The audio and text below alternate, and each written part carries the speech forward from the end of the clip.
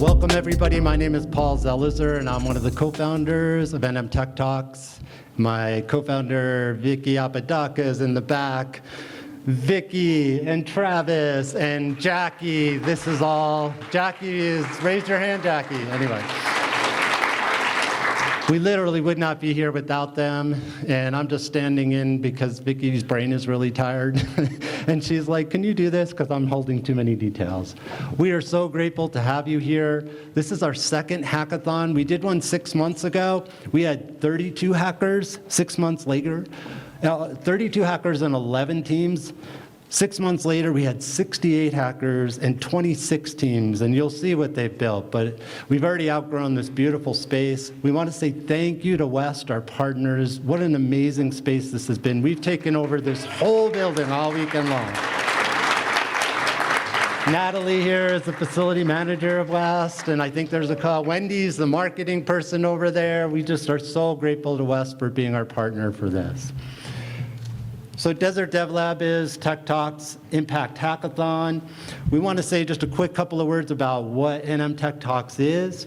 NM Tech Talks is a collaborative of 8 tech for good organizations, and our mission is to ignite opportunity for live events. Those organizations include Techeria, which are Latinx folks in tech, Google Developer Group Albuquerque, Health Inno, which is about health equity in New Mexico, NM Angels, the largest network of private investors in New Mexico, Rubber Ducks, which is women, and other folks in tech, Software Social Club, NM Climate, which is our clean tech building ecosystem, and STEM Boomerang, which is about workforce development. So all of us, New Mexico is a small place, we have to pool resources to put on bigger things like this because just none of us alone have enough to do these kinds of amazing things, but we found when we all come together that we can do things that's much larger than any one of us alone, and that's our mission. Our literal mission is provide free of charge hackathon to unite all levels of tech industry individuals. And we want to give a thank for our mentors. We had 19 amazing mentors. If you are a mentor for this weekend, please raise your hand. Thank you so much. We've got everybody from farmers to CNM instructors teaching boot camps to Albert who does transportation, sustainable transportation for the city, to AI specialists, to folks who think about business and industry. It's been an incredible, well-rounded network that really help people build things that are way beyond what you might expect in 30 hours or less, and you'll see that in a minute. Yeah.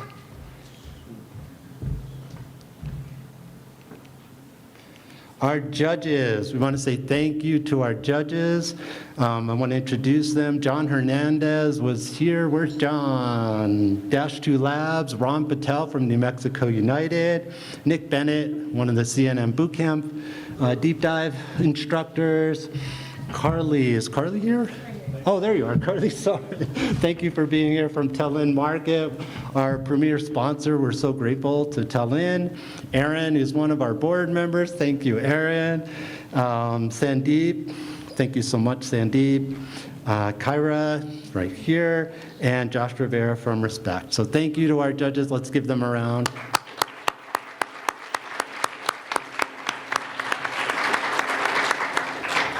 And our sponsors, we can't go through everybody, but again, West and Tellin have been incredible. We've got some sponsored booths in the background, in the back room there from the Hispano Chamber and Artem and Tellin. And who else am I missing back there? Go check out our sponsor booths. We couldn't do it without you all. And again, a special thanks to West for being our partner for this. Oh, I'm gonna need your help. It's not coming through. That's later, right? Or are we doing that now?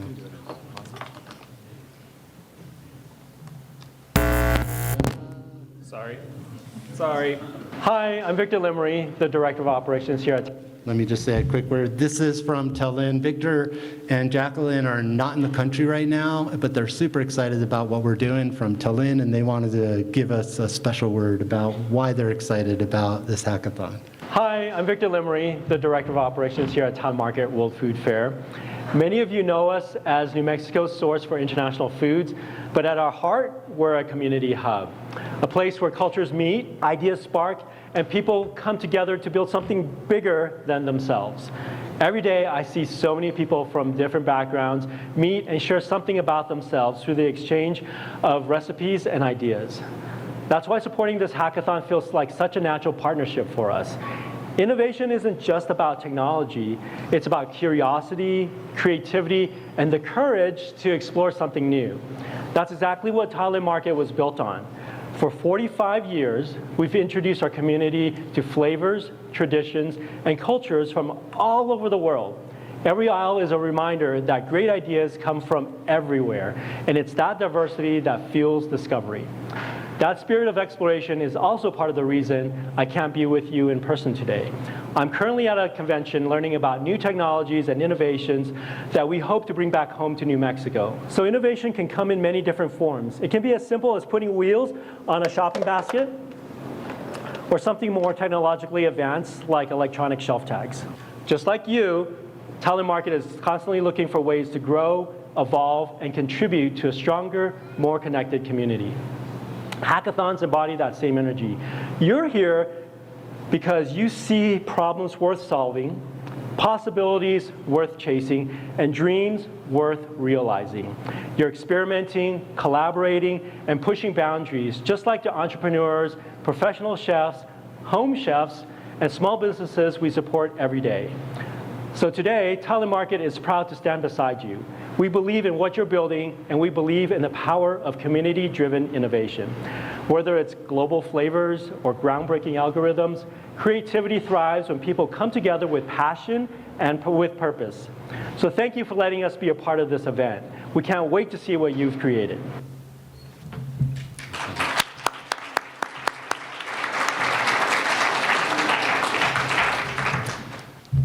So word about another exciting event that's coming up. So this is our big event in the spring, this hackathon, and it'll always have an impact focus. This year it's food and agriculture. In the fall, in October, we are going to do 2 bundled events called TechFest 2026, and we're excited to announce the launch of New Mexico Tech Week. What does that mean? TechFest is a community-powered conference and the anchor event of the first New Mexico Tech Week. TechFest itself is community-powered and cross-sector. It's going to be spread out down here. This will be one of our venues. It's the week of October 26th through the 30th. West will be one of our venues. The main library downstairs, there's a 220 seat auditorium and Builders VC, so all down in this area. And the design is to connect founders, talent, students, investors, and ecosystem partners. There's 4 tracks for TechFest: a software and AI track, climate and advanced energy, entrepreneurship and what's going on in the entrepreneur space in New Mexico, as well as tech access. How do we make the great opportunities to work in tech available and get the word out to everybody, even in communities that historically haven't heard about it as much? We also are excited to announce NM Tech Week. This is a model that we've been mentored by Utah Tech Week up in Utah. They just finished their 3rd year. They had over 10,000 people participate, 240 events all over the state, and we're moving towards that model. We won't quite get there this year, but that's the direction we're going, that the whole state of New Mexico can participate. It's community-driven, and that part of the programming will be the first part of NM Tech Week, Monday through Wednesday that week. And an example of that, where's Wes? There's Wes. Wes is going to host a quantum hackathon on Wednesday the 28th. So we're getting community partners to do a bunch of different things during that week. If you have an idea, come talk to me. I'm the lead for that.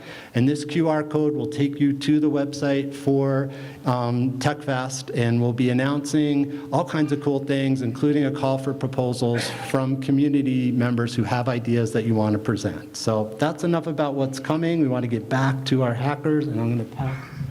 Oh, man, yes, where is that slide? We also have a special announcement. We're super excited that we have the mayor of Albuquerque, Tim Keller, here. We have had an incredible opportunity to work with many of the city's most engaged members. They've been here all weekend, and we're excited for the mayor to join us to kick this off.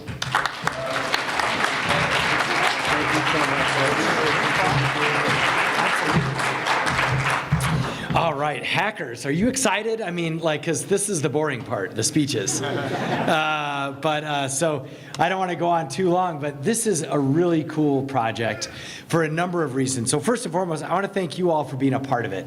It's something that doesn't happen every day, but we want to do it a lot more often. So thank you for helping, essentially, because theoretically, right, that's what your hacking is going to be able to do. Now, a couple of things. I do want to, she may have been mentioned before or not, but there's a woman at the city who's done an amazing job sort of resuscitating all our work with the tech community and the intersection of key issues like even food access. And so I want to acknowledge her because she really had the vision behind this whole project. The woman in green, Jackie, so stand up, give her a round of applause.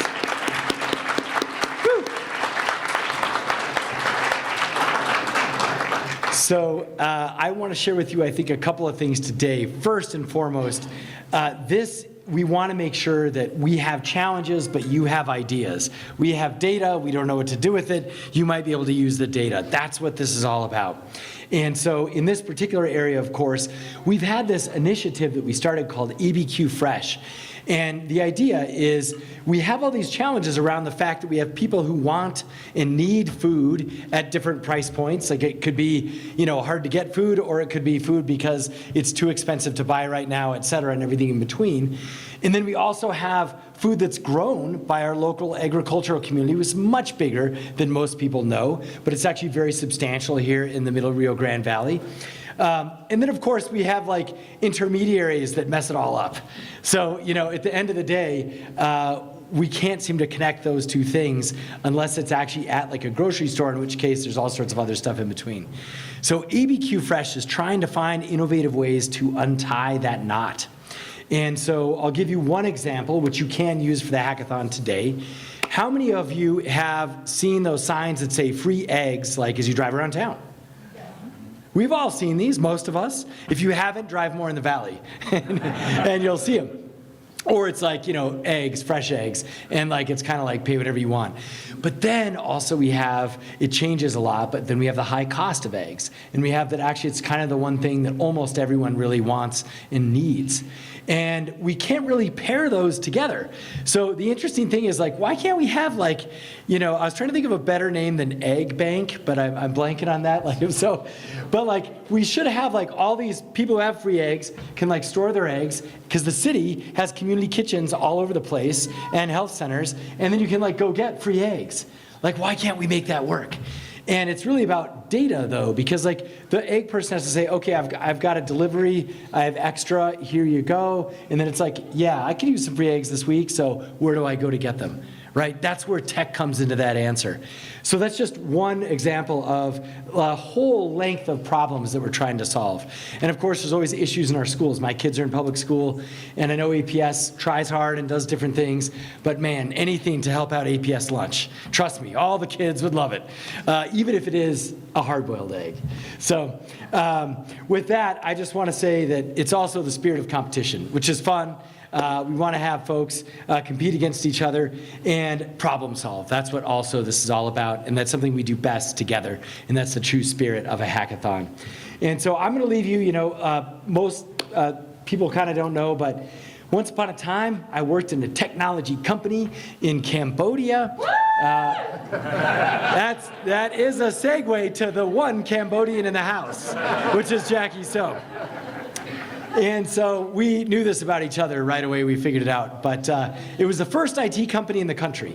And we were teaching people how to make websites back when that was actually new and exciting. In that era, it was 2001 for Cambodia.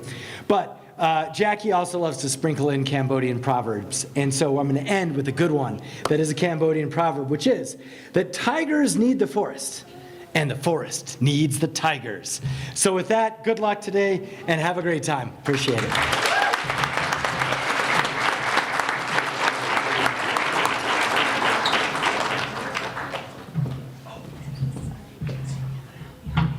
Thank you, Mayor Keller. Okay, I'm going to be brief, and we're going to get straight to the demos very quickly. My name is Travis Neufeld. I am one of the organizers of the hackathon here. I got involved with NM Tech Talks about a year ago with Vicky and loved what they were doing, trying to bring tech and fun spaces to Albuquerque. And I was like, I want to do that too. So here I am. And without further ado, I'll share with you what we're going to be looking at and judging.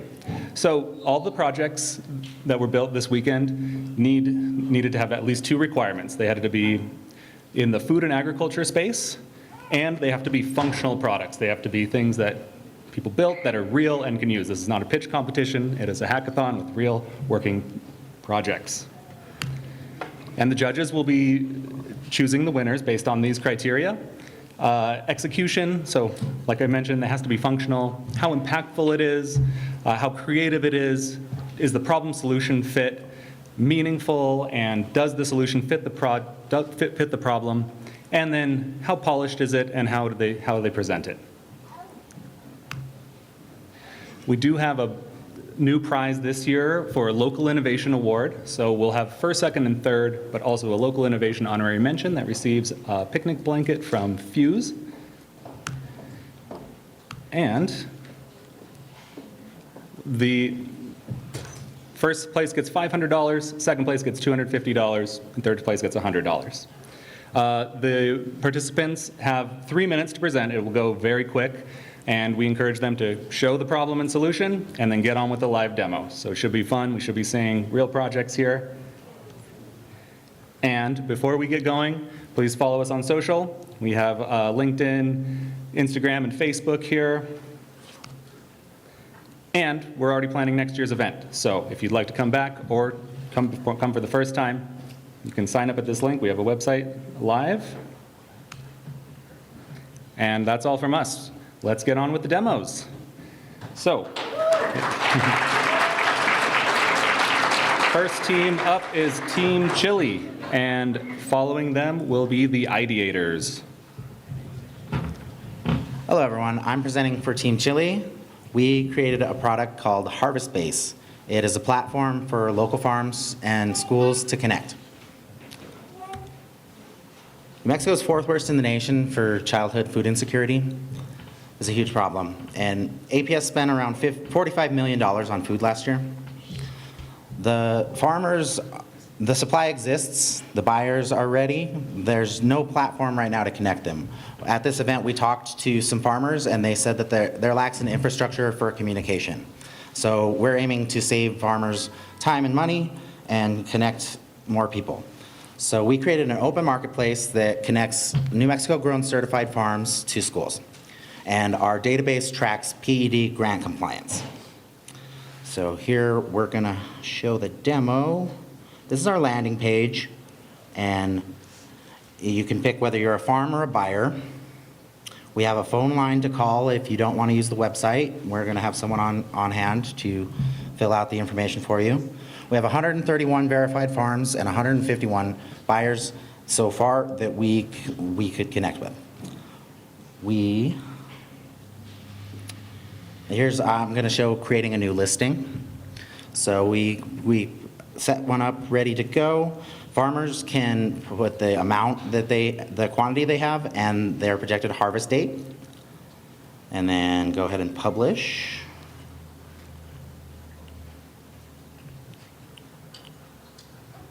And then this is the farmer's dashboard, so they can see all the things that they have put up. And then we're going to look at the buyer's page next. So this is the buyer's dashboard. And you can see what products are grant eligible, what are organic, what are spray-free, and that is our platform. So we have some projected financials, projected costs that we think are going to be what we need to get up and running, and our projected price structure for institutions. And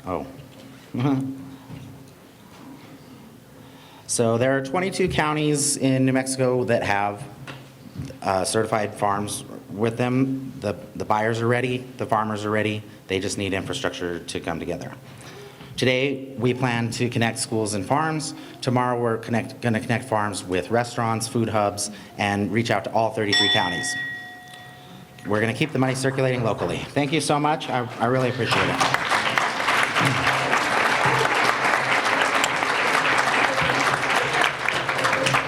Thank you, Team Chili. The ideators are up next, and following them will be Basalt HQ.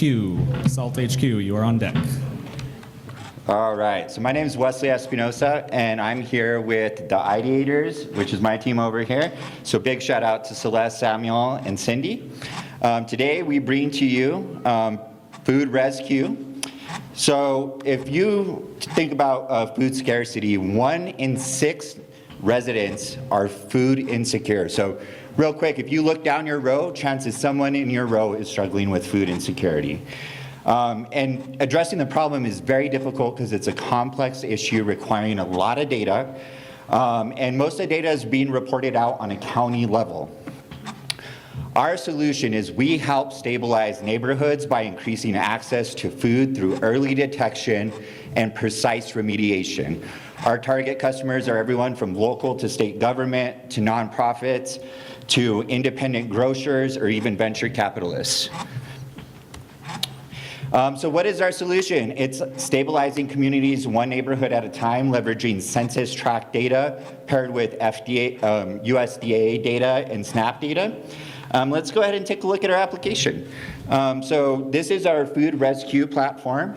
It has a number of different filters allowing us to really isolate down on critical issues, high issues, or moderate.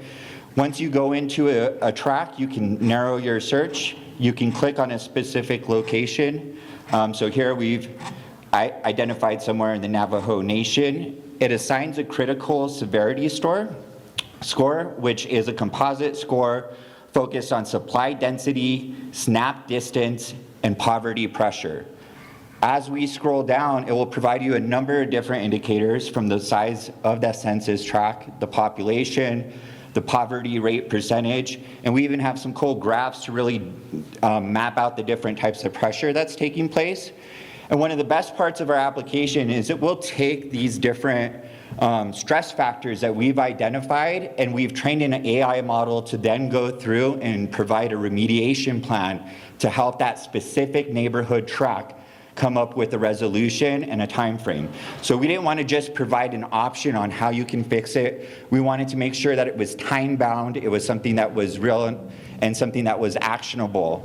So it's currently generating right now, so I apologize for the delay. But once this populates, it will actually give you a 3-step process and 3 different actionable steps that you can take over the next 2 years to address the food scarcity, as well as a high-level summary view for stakeholders. So as you can see, here's our scarcity model. It's pulling up the 3 different recommendations. And when we go down into the bottom, it will even tell you, like, here's your success metrics and monitoring. For the short term, you're gonna wanna reduce SNAP authorization points. It gives you a midterm, like, so as we're going through this, here's the metric we're really trying to move, and a long-term stabilization. All right, thank you. Thank you, ideators. Basalt HQ, you're up. On deck, we have R&J websites. R&J websites, you are on deck.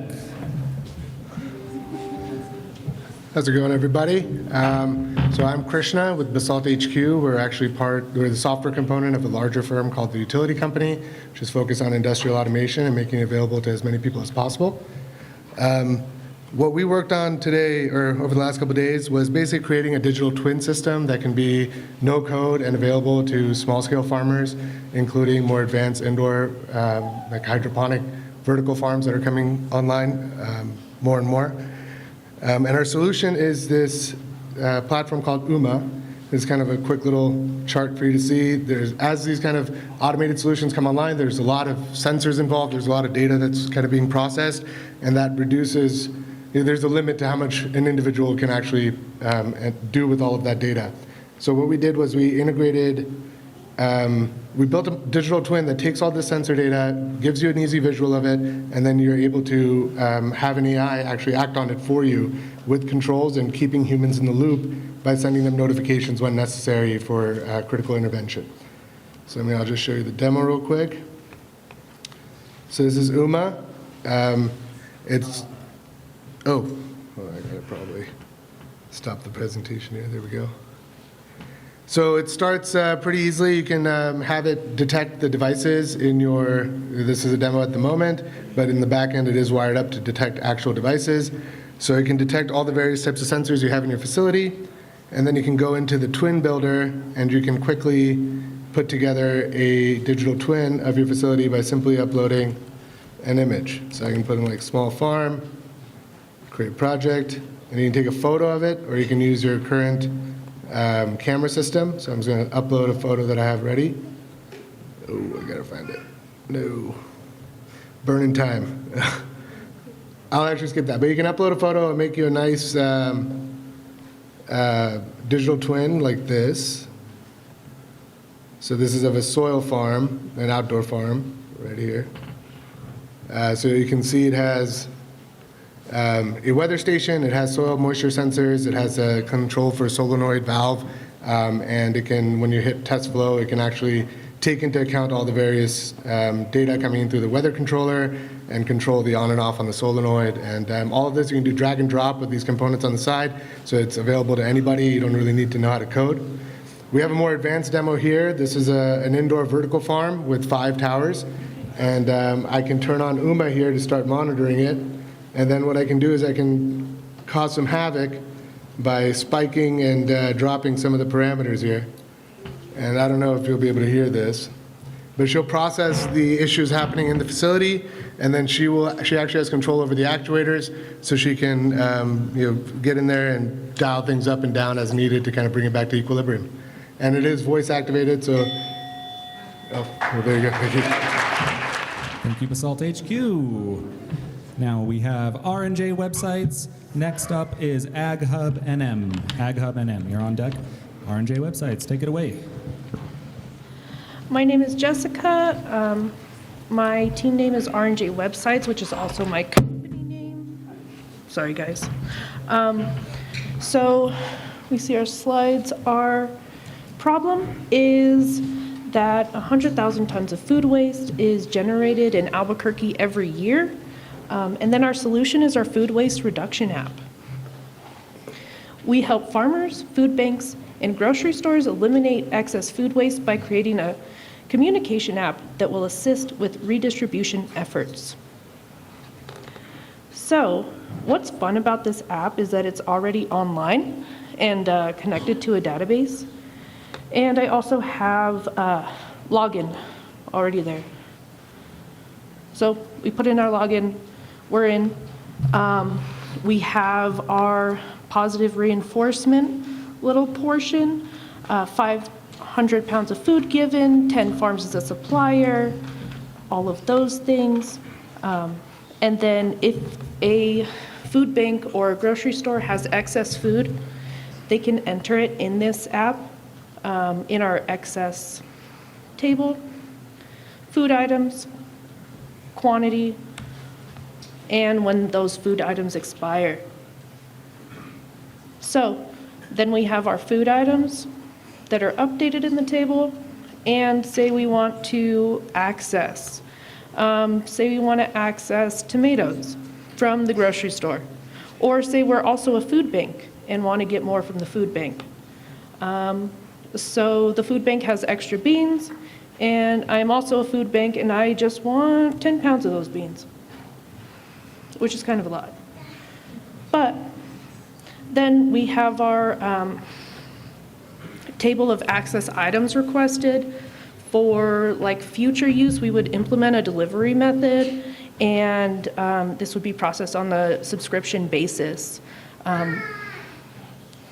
And so it's very simple, but it gets the job done to reduce waste. And that's it.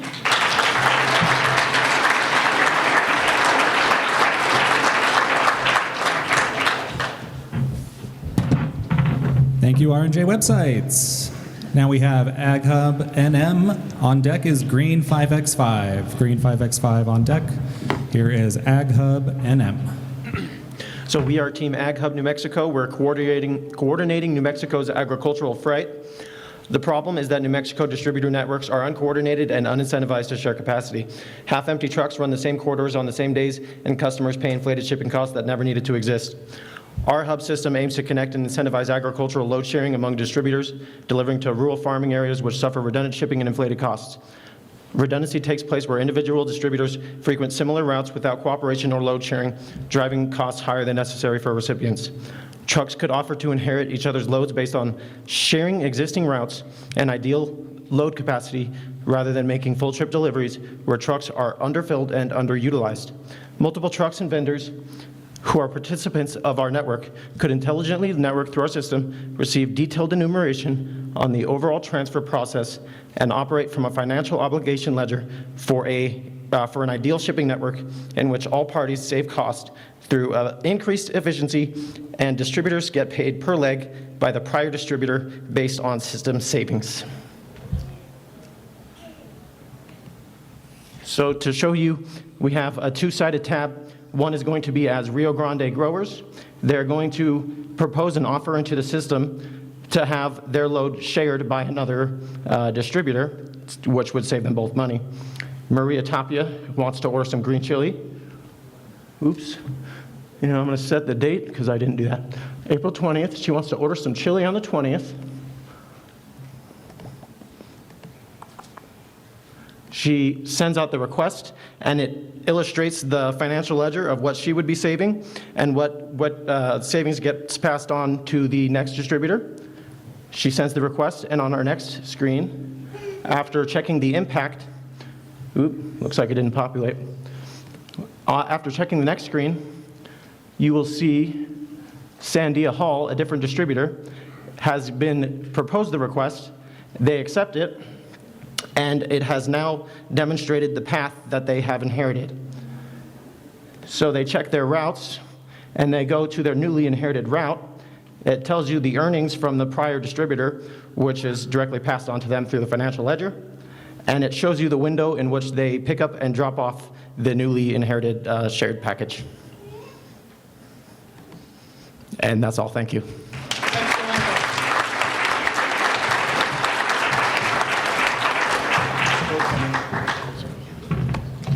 Now we have Green 5x5. On deck is JR's Food Rescue. JR's Food Rescue on deck. Here is Green 5x5. If you are a small farmer in New Mexico, you could probably use help from the USDA. We are Green 5x5, and we can help with that. The USDA offers expert advice and financial aid to small farmers, including many grants. Filing USDA Form FSA 578 is the key that unlocks these benefits, but it can be intimidating and difficult, especially if you are an older farmer in a rural area with slow internet. It used to be that you could drive to a USDA office and have friendly staff file it for you, but not anymore. They have gotten rid of 2,600 experts, and it is now a drive of several hundred miles or many months to get an appointment. So we have created a web app for that. So one of the things that we really want to do is make it simple for the farmer, step by step. So we have on our landing page some descriptions of kind of what we're doing. And then, of course, everything these days you have to log in. So we have a login. And so the process is basically a standard workflow. So to get going on these forms, there's a bunch of stuff that you have to do with the government itself. Login.com, farmer.com, USAID.com. And so we give you a brief listing along with tutorials as to where to go to get all those precursor information. The next thing that we do is we start to let you set up your farm and your fields. And so you can go ahead and put in your business information and all this various information. There's a lot more information that you put in. Next, you want to put in, so you put in who you are, you put in information about your farm. So we're going to add a farm. And the next part is we go ahead and let you define what fields in your farm you are.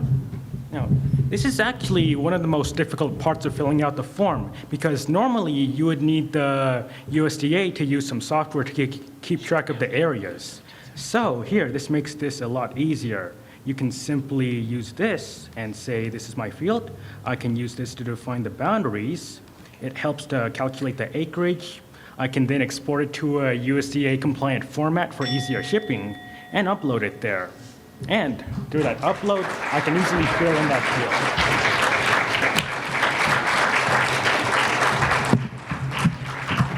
field. Thank you, Green 5x5. Now we have JR's Food Rescue, and on deck is Crimson Devs. Crimson Devs, you are on deck. Here is JR's Food Rescue. Hello. This project for today will be working on reducing food waste by identifying excess food opportunities based upon EPA data. And we looked at a zip code here in Albuquerque, New Mexico. I decided to focus on food waste as a low-hanging fruit and applying data science to the problem. This is based upon EPA data, and I used Python and Linux Mint. The purpose is we want to identify the greatest food excess opportunities in the area and provide this in a report format to food banks. As we know, food waste is a big problem. 1/3 of all edible food is wasted. The problem is that restaurants, catering companies, and food service companies generate a lot of food waste, but it's time intensive to donate this, or they don't know where to donate it. There's current solutions like Too Good To Go and a Gooder, which is a food waste solutions company in Atlanta, Georgia. The problem with those is that they are geographically limited. So the goal with this project was to provide a data dashboard, and then food banks can coordinate to pick it up.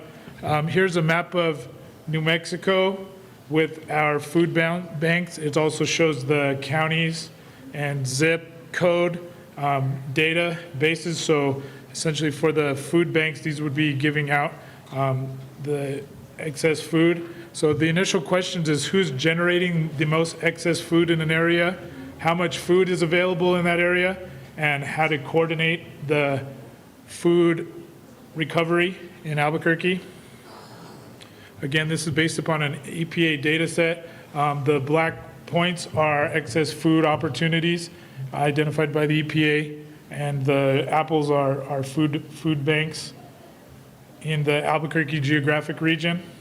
Now, through downloading this data set and analyzing it, there's 2,471 restaurants in New Mexico and 101 food banks with a total excess food estimate of 26,000 tons per year. Now, zooming in a little bit on Bernalillo County, we have 1,000 restaurants, and they generate on the low end 10,000 tons per year of excess food. Comparing the zip code to identify the zip code with the highest food leads to 87114 zip code. Now, here's our food banks in that area. Here's our food banks labeled. And this is our total excess food estimate. Of these 10 restaurants in New Mexico represent 1.5 million pounds of food waste per year, potential recovery. Great, thank you.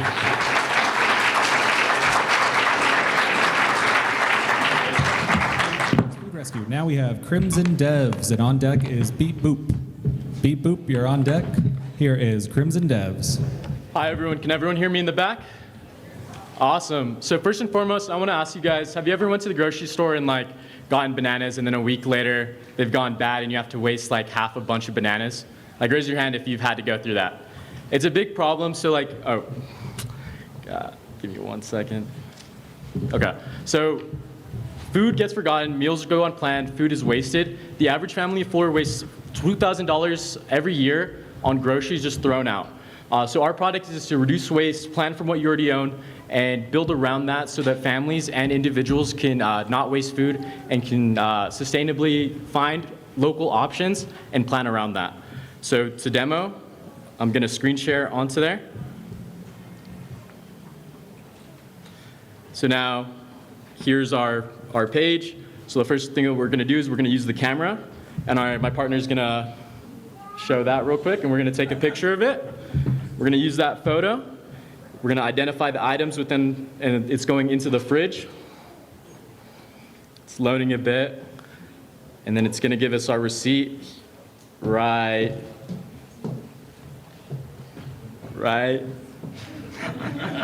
now. So we have the Power Up Premium Trail Mix, Celsius, Kirkland water, and a banana.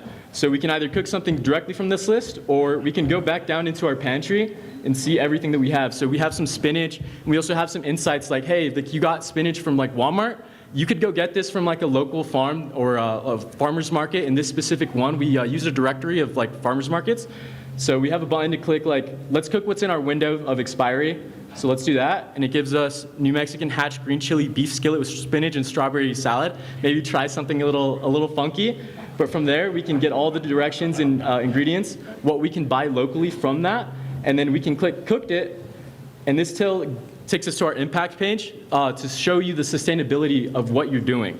So you have 5 items saved from the recipes that you've already cooked, the amount that you've saved, the food that you've saved from the landfill.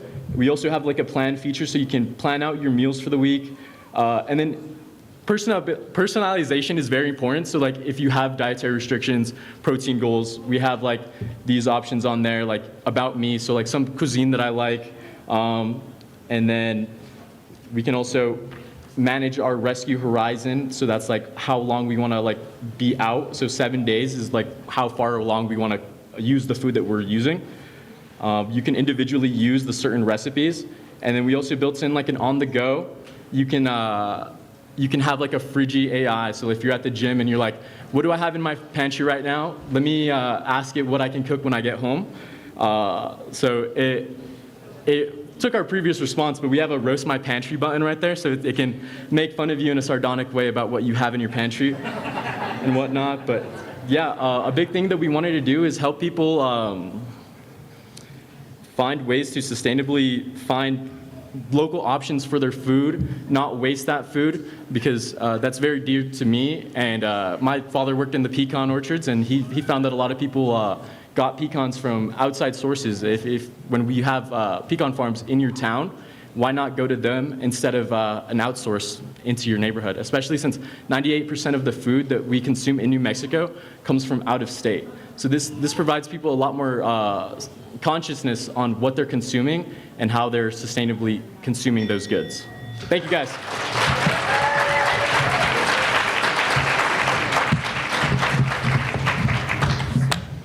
Now we have Beep Boop. Beep Boop, you are up. On deck is Last Window. Last Window is on deck. Here is Beep Boop. All right. Hello, everyone. I'm Allison, and I'm representing my team from New Mexico State University. We personally are not farmers, and we've had to do a lot of planning this weekend. But coming from an agricultural school in New Mexico and in the desert, we are very aware of the water scarcity issue that our farmers deal with today. For New Mexican farmers, water is a daily battle. Water is not a reliable resource. Snowpack is expected to decline, and the bureaucracy of water rights is a nightmare. The decision to plant the proper crops is very hard to make. If you plant the pepper crop versus the wheat crop, you could lose thousands of dollars based on the water you're allotted. Additionally, if a farmer has excess water, they can make more profit by leasing their water rights to another farmer and benefit both teams. But how is the farmer supposed to make those decisions and do everything else that is on their plate? Our solution is Water Optics. We combine a web app, data from drought and crop data, and our solution gets the most available drought and crop data to help New Mexican farmers make decisions on what crops to make. Here is Water Optics. Farmers are available to choose their irrigation district, the water shortage that is available that season, how much water they want to be able to trade within their district, and then the crops they want to plant. So right now, I have our district as Diana, a shortage of 25% of water based on our normal water usage. The trading I want to do is limited trading, and these are the plants I want to plant this season. Pecans for 100 acres and so on. Then I hit Get Recommendations. The baseline income is what I could make without any water shortage. Income at risk is how much I could be losing based on the water shortage this season and the crops I want to plant. And then we have a percentage to show the difference. Our mathematical model, based on research done at our school by Dr. Ward and the New Mexico State Rio Grande Basin Research, gives you recommendations on how many crops to plant and when. So the peppers, I want to plant 100 acres of peppers, but it's recommending 96. So about the same, but it does change. Pecans, I want to plant 100 acres, but it's saying I need to buy more water and only plant 82 acres of water. Versus at the bottom, we have wheat. I want to plant 100, and the mathematical model is saying that is not profitable. I should plant none. I should let that soil sit for a season and come back another season. We see that in easy to see numbers right here with 2 crops maintaining their amount that I want, 4 crops reducing the acreage that I had so far, and then 1 crop to leave alone. Although I clicked limited trading, we do give options for full trading, the limited trading I wanted, and then no trading at all, and what that could be for your profit. It's a ranked list with full trading coming in number 1 and no trading coming in last for profits. Here is where, if you're confused about all the numbers that we just gave you, it kind of puts it in layman's terms. Buying water is economical. Thank you.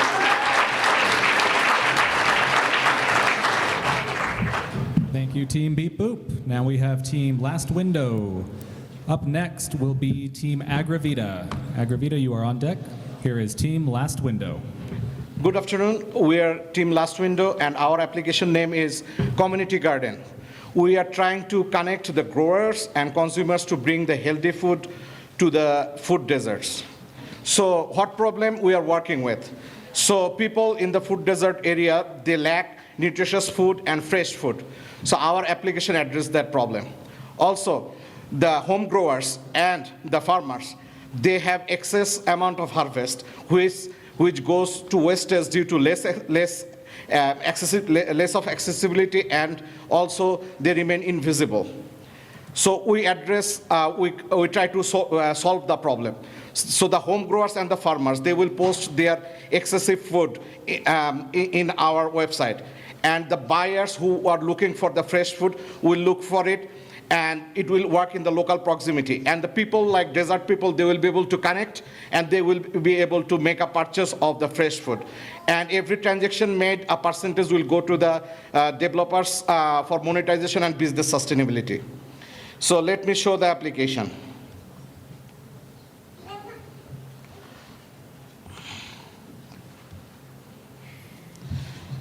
So this is the dashboard of our application. So basically, if I want to see like what food is available nearby within my proximity of 25 miles, these are the foods that has been listed. And there is also a map view. I can see things in the map view as well.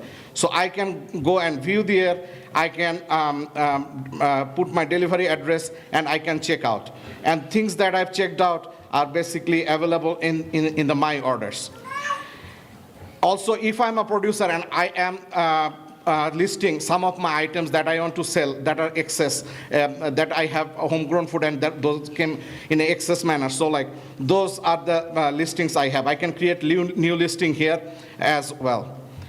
And we have created AI search and future request using artificial intelligence and natural language processing so that people can easily try to submit their, try to search and submit foods, submit their search request.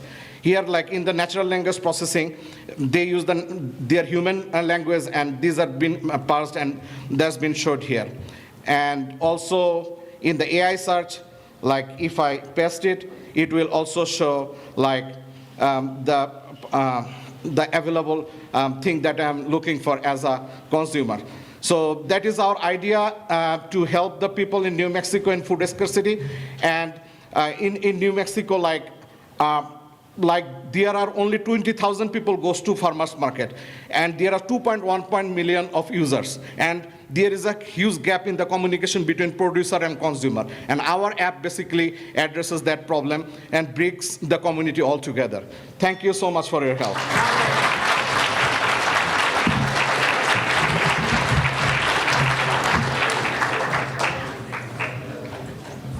Thank you, Team Last Window. Up now we have Team Agravita. On deck, Team Van Leeuwenhoek's Lens. Team Van Leeuwenhoek's Lens, you're on deck. Here is Team Agravita. Hello, everyone. Good afternoon. We are Agravita. We will be connecting rural farmers to New Mexico's food network. Our community needs our help, as the current infrastructure is lacking efficiency and connection, with many people being left out. That is why we'll be serving the full delivery network. That includes farmers, distributors, drivers, schools, restaurants, markets, food banks, nonprofits, and local agencies. But the biggest group we want to help is rural farmers, as well as especially Native communities and reservations.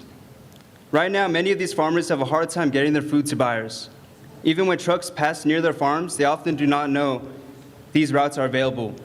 Because of this, food can go to waste, farmers can lose sales as some communities get less fresh food. Our solution is Agravita. Agravita is a simple platform that helps farmers and distributors. Distributors can create routes and automatically notify nearby farmers. These farmers then can text alerts about how to pick up and what opportunities there is near them. On return trips, trucks can also bring compost back to the farm. In simple terms, we help farmers join deliveries that are already happening, cutting costs, while cutting out waste, ensuring New Mexicans can be sustainable. Here's how we'll make that happen. Okay, so here's our app. So this is, can we start the fertilizer view real quick? Yeah. So here's our main dashboard with the sort of fertilizer view where you can pick up food waste as one of our other features we sort of put into this. So with the drop off, and people can sort of pick and choose what they want to pick up. And here's our driver view. Drivers can pick up and see where exactly the timestamps and for these locations to pick up. And we have this image quality to sort of, it's like Grubhub to like take a picture of the food, see if it got there for safely. And yeah, so you can submit a screenshot and upload it. And yeah, so this is for the gyro view. For the farmer view, we have sort of respond and coordinate with these sort of local pickups that are happening. And we also implemented this like AI sort of load estimate. It sort of takes a photo and uses AI to estimate how much capacity that a farmer's load will take. And because one of the main issues we ran into was capacity and time. And we want to make sure that farmers know that. So yeah, we just saw a quick demo of that. And here's our little sort of routing system that we have in place. It uses Google Maps API. And here we can remove certain things, like sort of like this. We can remove this. Then we can add more. And yeah. Yeah. So when you finally make that route and save it, it will automatically scan the area and find farmers in proximity, and we will send a notification to them. And you'll get a text message here, and it's going to give the contact details of the distribution vendor that you have. And then the farmers can just take a look at their phone, easy peasy. Be like, hey, can I just like piggyback? Yeah.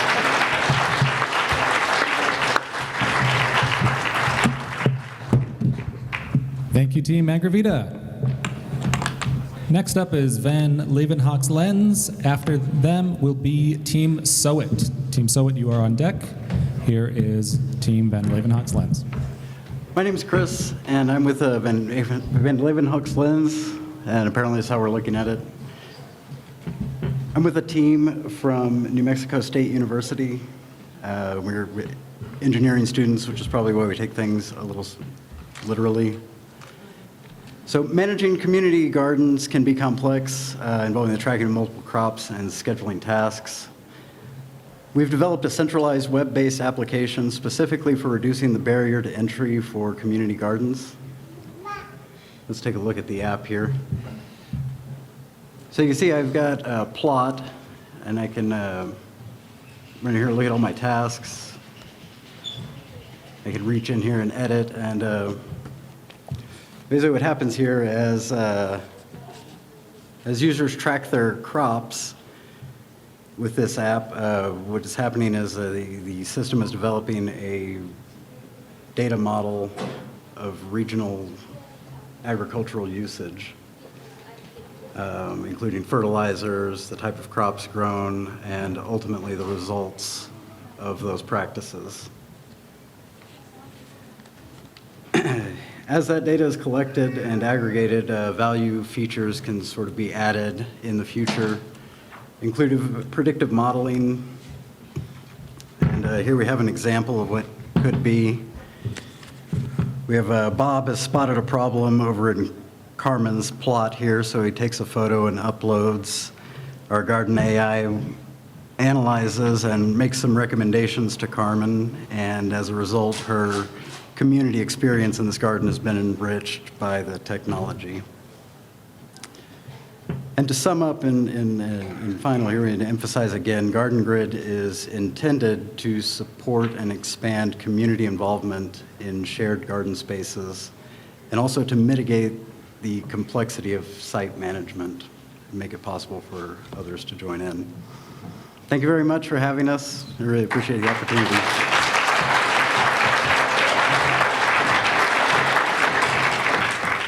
Thank you, Team Van Leeuwenhoek's Lens. Now we have Team Sowit. On deck is Team Crop Pulse. Team Crop Pulse, you're on deck. Here is Team Sowit. Welcome to Sowit, Grow Smarter, Share Locally. We're a home farming and community food sharing platform, and you can actively follow along with our live app right now. It's mobile friendly at sowit.org. According to National Gardening Association, a permanent post-pandemic shift drove 55% of U.S. households to grow food at home last year. However, first-time home growers often struggle to keep plants alive. Meanwhile, successful growers end up with a surplus of food that just goes to waste. Our solution is twofold. First, My Garden, an isometric dashboard giving users live sensor data and AI-powered care. Second is Community Market, a map-based marketplace to trade, sell, or share surplus with neighbors. We are a free platform first. We monetize premium add-ons like extra photo storage, featured listing boostings, transaction fees, and later stages include hardware kits and opt-in data licensing. We arrived at our $4.2 billion total addressable market by combining the rapidly growing home gardening sector with the largely untapped hyperlocal food marketplace. This perfectly positions us to capture the massive shift of households growing their own food. Our moat relies on two compounding flywheels: network effects, where more neighbors means a richer local marketplace, and proprietary AI, where every sensor reading and every harvest trains our AI plant doctor. No competitor can replicate years of hyperlocal outcome-tiered data. So let's take a look. All right. So this is the map, essentially, and what happens is that users can pretty much post all of their excess food. And then as any user, you don't need to be logged in or anything. You should be able to see this on your phone right now. You can click on different places around the town of Albuquerque, including, and then you'll be able to see kind of all the things that people have listed for sale, and then you can kind of make your requests, or you can kind of see like a feed of all of the items that have been recently published. So let's sign up first. I've created a couple demo personas if you'd like to take a look at those. So the first one I'm going to look at is like a local farmer, right? Because this is open for anyone to use. Maybe we won't. All right, well, look at Nora. So she just started her little garden plot, and you can see, she's grown a couple things here. If we want, we could add whatever kind of food we'd like to. We'll add some broccoli just for fun. We can add it to our garden, and a little like model of it pops up. So then we can kind of drag it around wherever we want. We can add it to our garden bed if we want. You can kind of customize it however you'd like. So then the other thing that I'd like to show is kind of all of the details, right? So you should be able to add kind of images, sensor data. So if you want to plug in, oh, there you go. Thank you.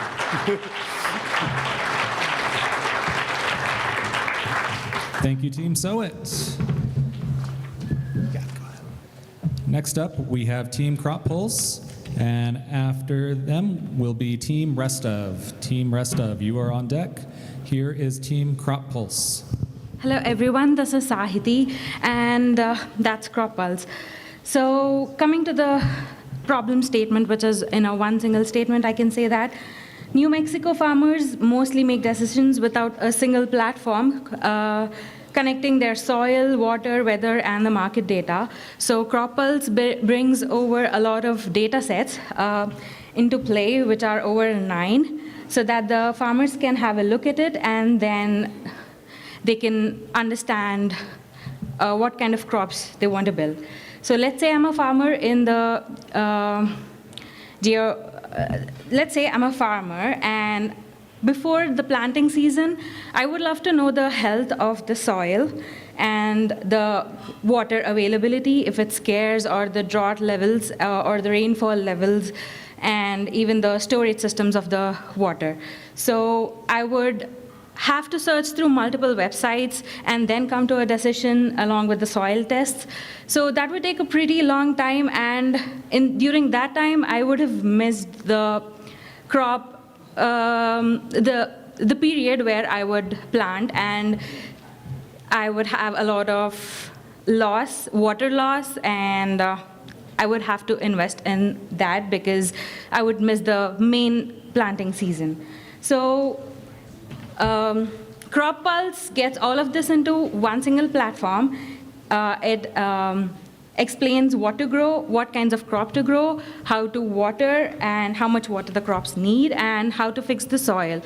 So all of this data sets is given from the government websites, and I have calculated the quantity of water using the Penman-Montieth equation, which calculates how much water to be used for one particular crop. And to fix the soil, I have added,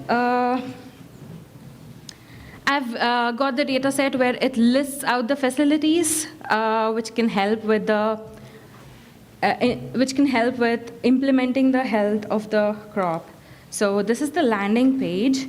So I am giving the point of view of a farmer right now. So on the dashboard, I can book soil tests over here based on the location. This is the data set which gives all the available facilities for the soil test.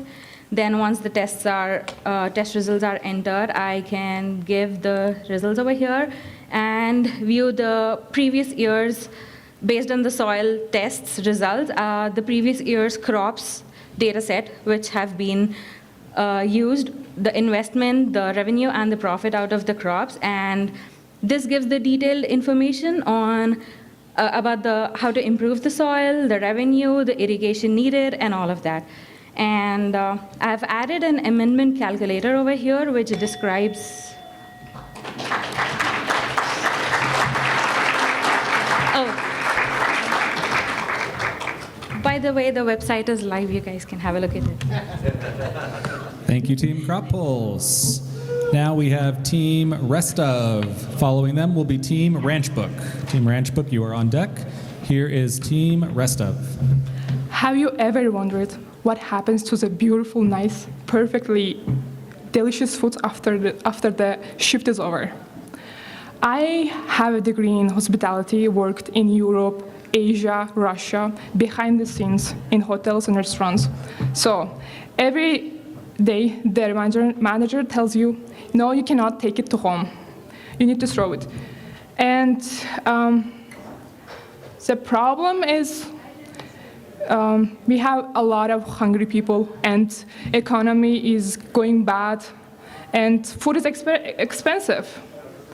So here are some problems. So our solution is restaurants lose money throwing food away, and people skip good meal. They go to McDonald's and they eat like cheap food because they cannot afford good, nice food. And we are trying to connect both of them. But there already exist solutions, Good to Go or Carryout, and there's the non-commercial and commercial platforms that they connect both. But Good to Go, they mainly work in the cities that are more than million and then high densities, and they don't work with small cities. And so there is opportunity for us. So it's very simple. The restaurants post what they have, and consumer finds and pick up. And he's gonna show it. So I'm just going to give a little demo of our app. So we created 2 different pages. So we have basically one for the restaurant owners who basically are going to throw away these foods anyways, right? So if I'm a restaurant owner, I can just go, hey, I want to list my food. And I have to go quick here. But you fill in this basic information. And a min price and a max price. And you just save this listing. Your listing has been saved. And let's say I'm a customer. I want to actually find out if there's any listings of food that they're going to waste anyways that are discounted and or free. And we could basically go through and sort this by what the user wanted, right? So we have all these filters. These are local restaurants who are going to waste a bunch of food. And the customer can go in and say, hey, look at this. I can get food for a discounted price at this time, and it won't go to waste. So that's our basic app premise. That's how it works. And she's going to say something. So we are going to work only with restaurants and cafes. So that's our main focus. Cool. Thank you, guys.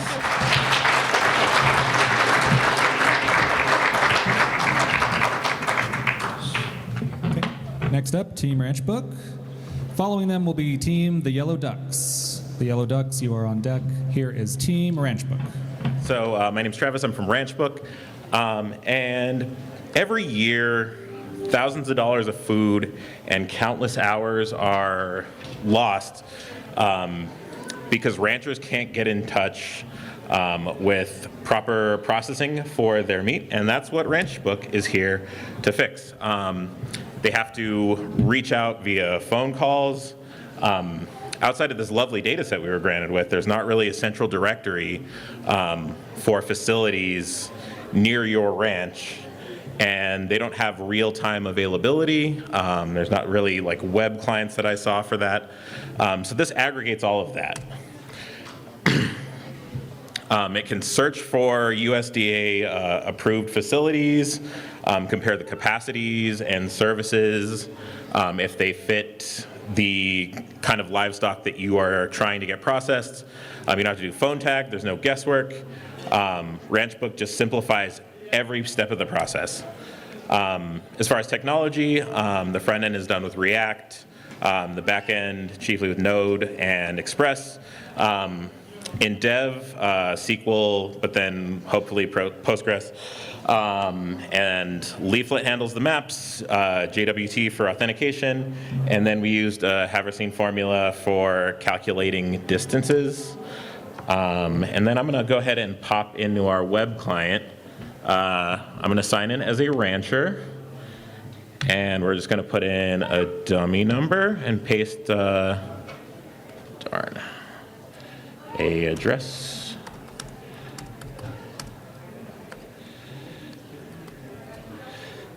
Okay, and then you can also select when you need it processed by. We'll go ahead and punch this in, look for facilities, need to put in a zip code. Okay, and it would help if I spelled the city that I live in correctly. Okay, cool. So there's a list view as well as a map view if you kind of want to look a little bit more. You can sort by distance, the name of the company that's processing, or capacity. I'm going to go ahead and just pick this first facility here because it's the closest. We have an estimated processing thing. It'll be a little bit better once we get like a buy-in from the processors, because then they can actually be giving us their availability. But we kind of just estimated that. You can also pick additional services that you might need and any sort of special instructions. Then we're going to go ahead and submit an order. And so yeah, that's our MVP. It has authentication, facility search, processing time estimated, and then it's seeded with USGS data. We're hoping to have cloud deployment, payment, facility admin portal where they can upload their availabilities and handle that, and SMS notification. Cool. Thank you.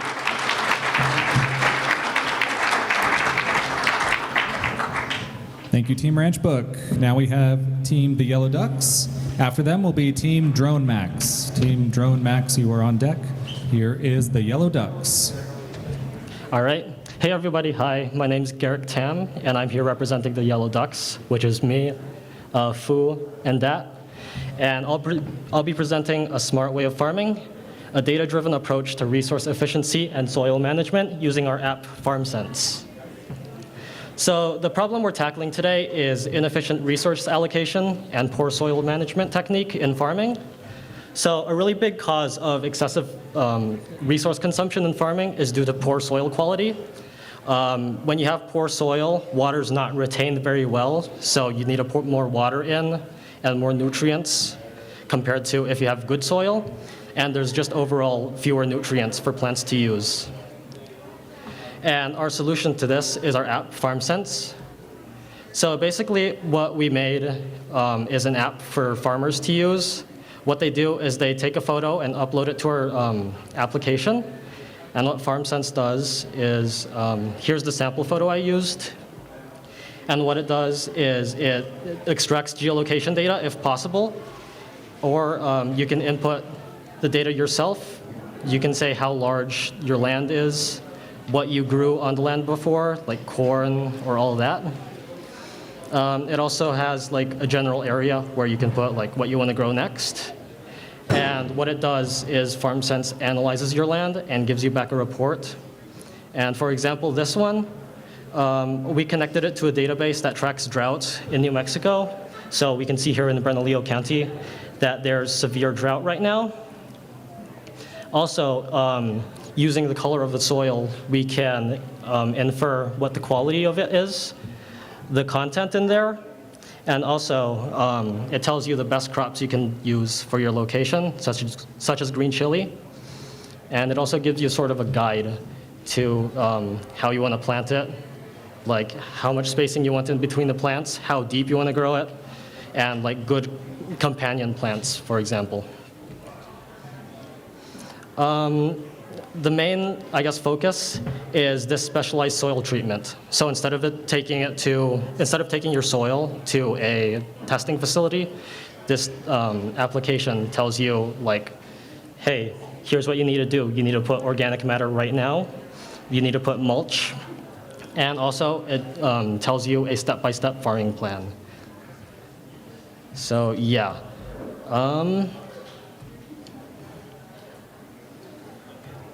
The reason why it works is because it gives farmers individualized and customized farming plans, which allows them to allocate resources more efficiently.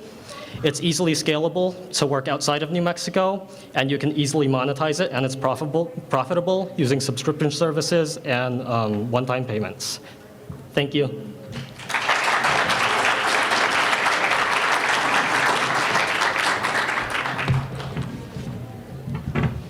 Thank you, the Yellow Ducks. Now we have Team Drone Max. After them will be Team All Matt. Team All Matt, you are on deck. Here is Team Drone Max. Okay, my name is Gavin Richards, and I'm currently a student at UNM. I'm a junior, and I created Drone Max. So the U.S. cattle herd has hit a 75-year low. Every calf is now worth over $1,900. So what ranchers can't see is actually killing their herd. Ranchers drive over 2 hours daily just to look around at their herd, as well as 72 hours to detect symptoms of cattle illness. So what I created is one platform, and it solves 3 crises. So what I kind of built was like a complete overall like neural network of their entire ranch using a complete like whole bunch of AI. So the first thing of what I do is it uses the water sensors to detect if the water's low in the troughs. Another thing that I do is we put cameras on the actual troughs as well to detect BPD, which is actually one of our models was 97.3% accurate at detecting this illness, which kills a lot of cows. So what we do is we actually have a drone that flies and looks at this drone, looks at the cow and detects if it's actually true. and how we actually herd the cattle back into a grid. So a farmer will create like a digital grid of their farm, and then using a drone attached or a speaker attached to a drone, it herds them back to their gate. So this is very efficient and very quick. So this is everything that we did is actually peer reviewed. I built all the tech, but it actually works in real life. Obviously, I don't have any cows here to test it on, so it's all just theoretical, but it's peer reviewed. The tech is here. So this is kind of like the business aspect of it. Obviously, again, theoretical, I was actually going to production.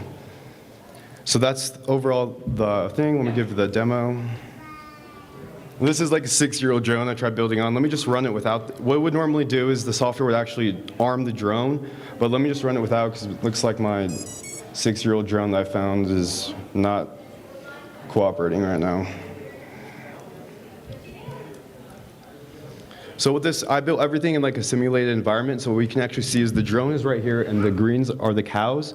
And when the software is actually running, this is like a digital like landscape of their actual cattle. And so when it actually happens, you'll see that there's a cow at the top that's going off the grid, and then when it gets off their like designated section, the drone will actually launch. And if my drone was cooperating, it would be arming, but unfortunately, it's not. But so the drone would fly up there and it would actually play the sounds and then it would herd it back into the cattle grid, and that's just one of the features that I developed that's been proven to actually work and is very, very efficient to save the farmers lots of time and money. Thank you guys.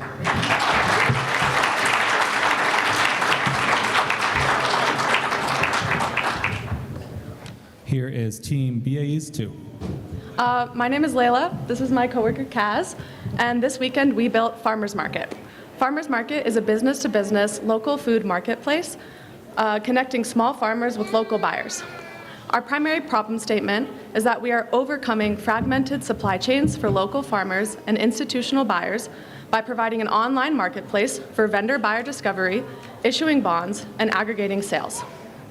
We expanded on the existing New Mexico Grown project, which is a values-based food purchasing program connecting approved vendors and buyers. We grabbed this database, and the first thing we did was add a geospatial component. This is real data that now can be viewed, searched, and filtered on a map based on the distance to the grower or the buyer and the food category. Next, we built a live directional marketplace. So with this, buyers can create bonds. They can specify the crop, the volume, and the price that they're willing to pay. Then a producer can claim a bond. They can create a commitment to grow that specific crop, and then the producer plants to order. The next thing we did was aggregate sales. So in our current economy, small producers are excluded from the most lucrative long-term local contracts. And so what our platform does is enable producer aggregation. So groups of small farms can work together as one farm to fulfill large-scale institutional needs as a single unified entity. We built all of that and more on data that we got off the New Mexico Grown platform, and now my coworker Kaz will demonstrate it. Awesome. So we have two perspectives that we're looking at here. This first one is from a buyer perspective, in this case, the Santa Fe Indian School. We can see active commitments made with bonds with Frontier Foods, Bitty Baby Foods LLC, and Synergia Ranch. As a business, I can discover producers in my area. I can increase the radius to increase my reach. I can view the different producers that are here available. Perhaps I want to go to Tallis Wind Heritage, view the products that they have available, and make requests whether they're actively available or will be harvested sometime in the future. I can request bonds for a given type, and review the bonds that I've already created. So as Santa Fe Indian School, I have a direct request for some lamb and ground mutton from this particular entity, and I can look at fulfilled bonds that I've created with partners such as Synergia Ranch and Frontier Foods. In this particular case, I'm going to go ahead and move over to the producer side, where perhaps I am an employee of Synergia Ranch, looking at my current commitments made via these bonds, perhaps 600 pounds of cucumbers, summer squash to a particular entity. Under the Discover tab, I can look at bonds that are being requested in my area to reply to, view and update my crops, and look at the bonds that I've already been interacting with. This will produce a data set that can be used in a broader context for understanding the network better, transportation, and will be a baseline for future analysis and create data sets that we can leverage later.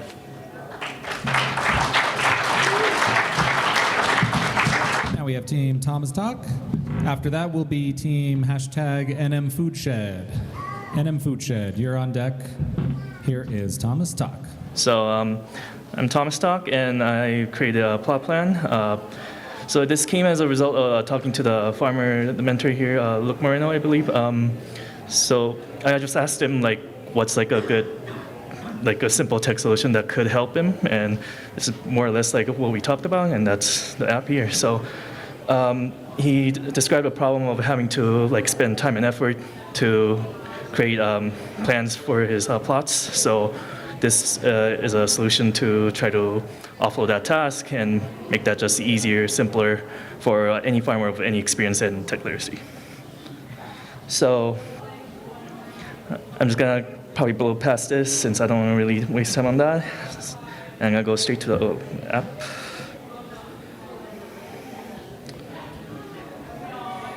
Okay, so here's my deployed app here. You can actually visit the app here yourself on your phones or on your computers, but there's a simple form here for them to fill in with. It can be multiple crops here. I'll go ahead and generate a plan. And the generating the plan part, actually, the user wouldn't see it, but in the back end, I'm API calling like USDA data as well as involving AI to generate the plan. And I think I already generated the plan. It's down here. So it gives us a visual of what the plot would look like, and it gives us some important information for the farmer to know, like the totals, the planting totals, as well as possible yields or estimate of those yields, and other useful information, as well as like notes on how to grow these crops. So I can save this plan, and I already saved that. And then I can go back here, and this is a persisting list of plots in your plans for those plots that is saved on a different database externally. And that's about it for the flow of the app. Oops. And as for, I'll just quickly go into the tech stack, which is here. The Next.js is doing all the API calls and like the backend communications. Supabase is where the persistence is going. And one of the things I focused on actually, like here it says, is like having no authentication, no login, because that just complicates anyone who's like not very tech savvy in general. And making it editable based on the farmer's experience and their preferences. That was one of the big things, and AI powering all the recommendations and the generated output that you see on this app. But that's about it, and these are my socials and contacts. Thank you for listening.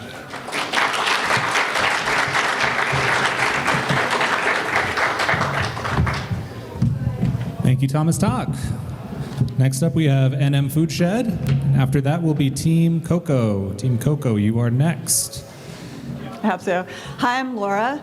I'm representing the team NM Foodshed, and I'm here to demo for you an MVP of an application that's a web-based application.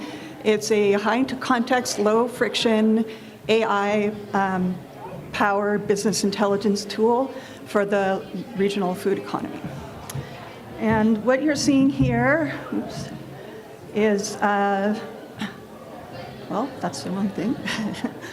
Let's try it. So what you're seeing here is a very bad representation, because there's something wrong with the display of my app, and I hope it loads. But this is the landing page for the Santa Fe deployment of the Foodshed application. Now, this is an application that can be scaled to anywhere in the country or perhaps the world. And our base layer here is the USDA cropland data layer, which basically shows us what kinds of crops are growing in the region. And the idea of a food shed is based on the idea of a watershed. So when you think of a watershed, there's a catchment area. And so a food shed is a 300-mile radius around whatever point you pick. And in this case, we're using Santa Fe as our test application. So imagine we have a user. Her name is Maria. She's the nutrition director for the Santa Fe Public Schools, and she wants a way to spend some money on and find easy ways to get local food into her cafeterias. So we're going to go ahead and zoom in. Gosh, let's see if I can do that.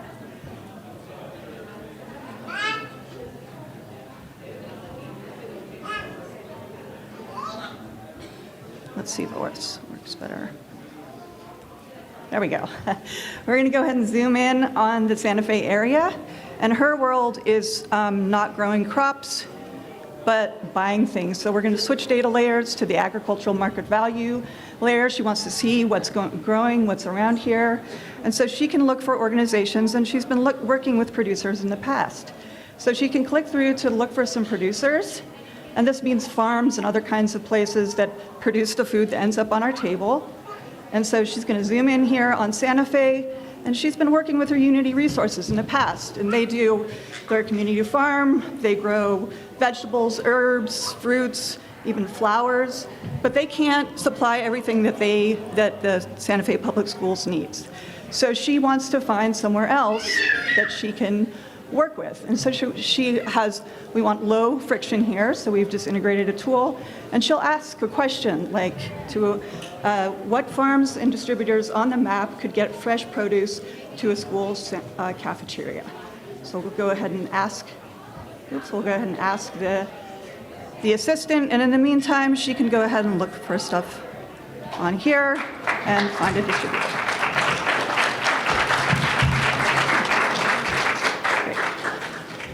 Here is Team Coco. We are Team Coco. My name is Jason, and this is Andrew. Coco is inspired by Cocopelli, a symbol of movement, trade, and connection across the Southwest. Currently, almost all food consumed in New Mexico is grown out of state. This is a result of local food being more expensive to grow than to import.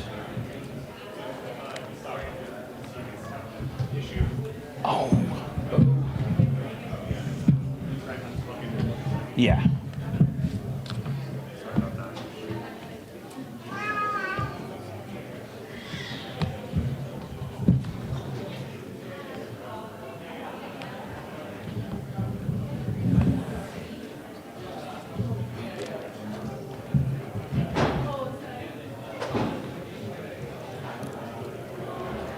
Cool.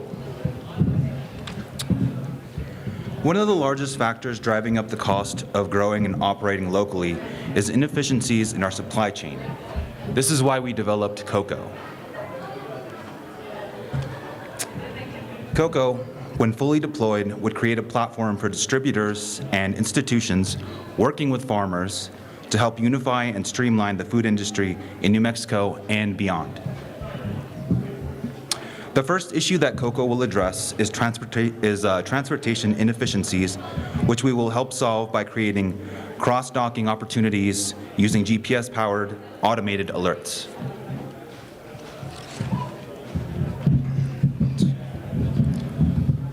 When fully deployed, Coco will have different platforms for distributors and farmers. Distributors will have a platform where they're able to upload information about their routes, and farmers will have a platform where they're able to upload information about what they have ready to be picked up. Right now I'm going to load in some simulated route data with real farm data. Immediately you'll see that Coco realizes there's redundancies in these routes. It tells you the location, which distributors are associated with it, and advises that they get in contact with each other and address this. Coco also provides recommendations for potential hubs for transporting local agricultural goods, which will provide better access to fresh, healthy New Mexican food. If a distributor adds their route to Coco, it automatically adds the route to the map. And then when an analysis is run, you will see if there's any sort of redundancy immediately. On the map itself, the routes are color coordinated, and the points where they all intersect radiate outwards to indicate that this is a sort of hotspot. These yellow dots represent grocery stores all throughout the state. This tool can be adapted to analyze food deserts within the state. If properly implemented, this could be a valuable tool in reducing the cost of locally grown food and raising the overall usage, reducing our reliance on food grown in other states. Thank you so much for your time.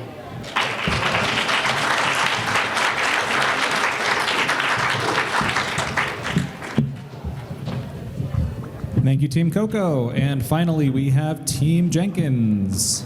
Hello, hi everybody.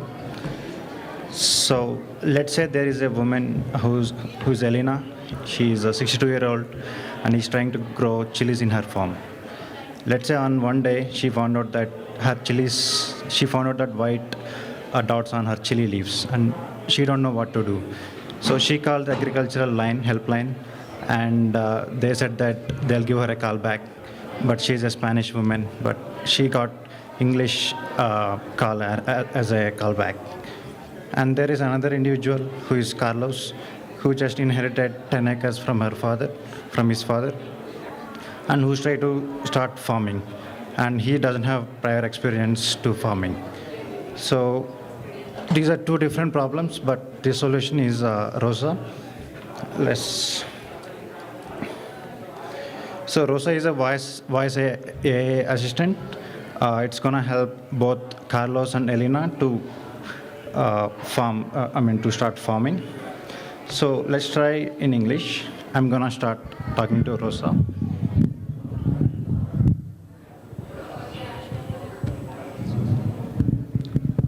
Hello. Hello.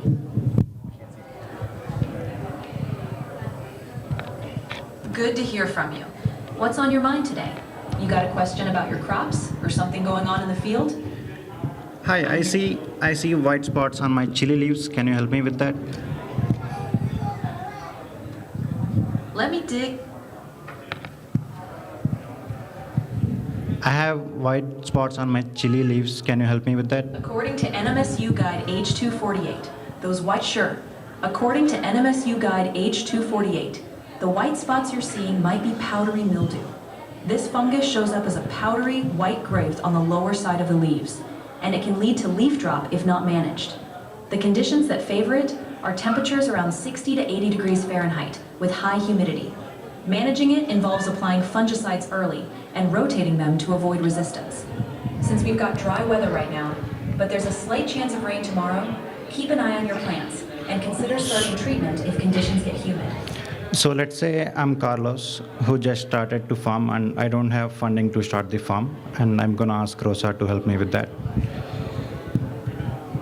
I just started my farm and I don't have funding to start farming. Can you help me to get funding?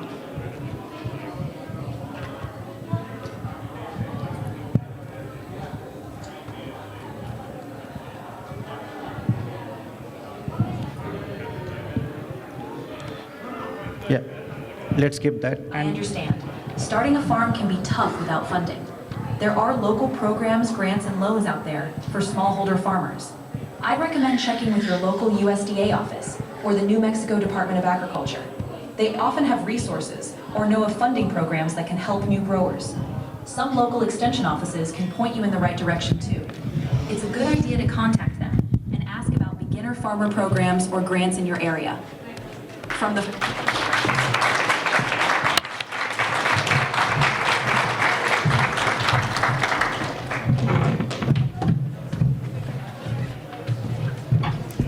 Okay, that's all the demos. Let's give another round of applause to everybody who made it.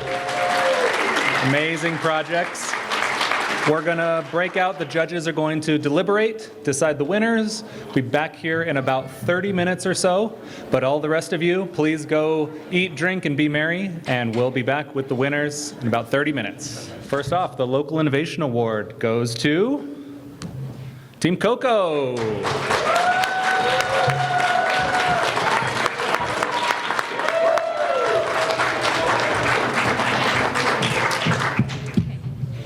You have really amazing picnic blankets, which are sponsored by Fuse, which supports civic innovation nationwide, a nonprofit.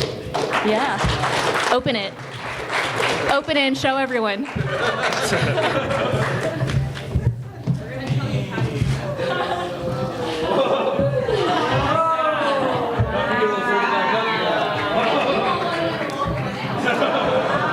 Sweet. So, Coco, we thought you did a really great job of representing New Mexico. As a manager at Tallinn Market, I know how hard it is to get stuff to our store, especially if we miss a shipment. What's going to happen? Your guys' software really shows that there is a solution. This is something I wish I would have had last week. So just keep it up because I really do think we can use it here. Thank you.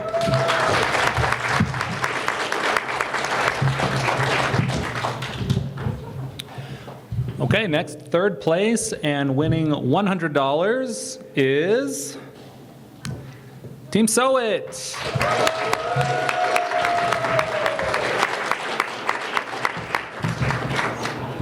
Thanks, Cyril. Oh, come on. I have a special place in my heart for anything that gets deployed. And you had a deployed app. It worked on the computer. You showed it every time. You worked on the phone. I actually had it up on my phone, like while you were talking. I hope it wasn't distracted.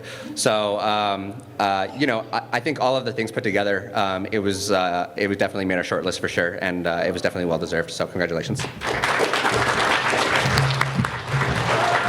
Congratulations. Moving on to second place and winning $250 is Team Beep Boop with Water Optics. Come on up to the front, please. Thank you.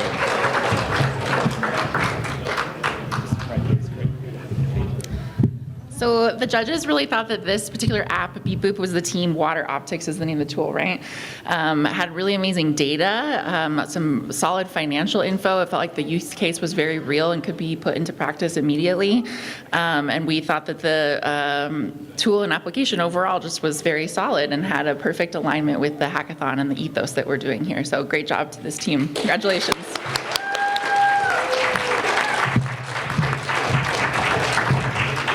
Congratulations, Team Beep Boop. And finally, the grand prize winner, $500. First place goes to Crimson Devs with Pantry AI.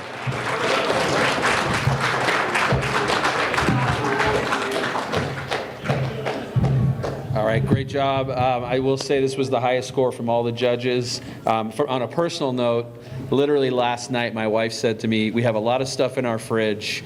What can you make? I went to ChatGPT and I put in all the ingredients we had and it spit me out a recipe, and I thought that was pretty cool to sit here judging this and see that come through. But you guys solved a problem.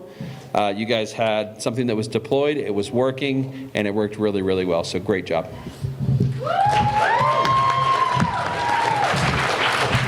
Congratulations, Crimson Devs. And let's give one last round of applause to everybody who participated.